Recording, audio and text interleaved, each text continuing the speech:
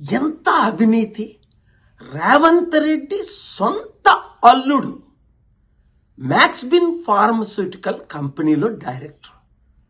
ఎక్కడి నుంచి వస్తున్నాయి డబ్బులు? 100,000 కోట్లు వీళ్ళకి, ఫార్మస్యూటికల్ కంపెనీస్కి.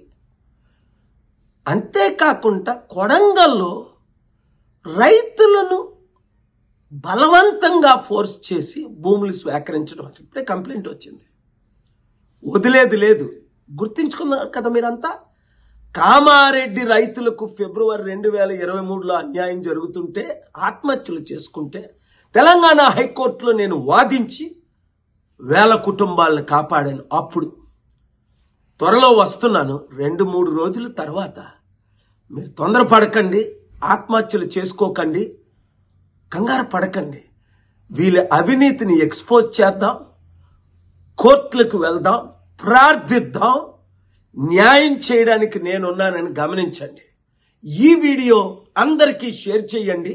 అంతేకాకుండా చిత్తుగా రాబోయే జనవరిలో జరగబోయనున్న సర్పంచ్ ఎలక్షన్లు ఈ పార్టీలన్నింటినీ చిత్తుగా ఓడించండి.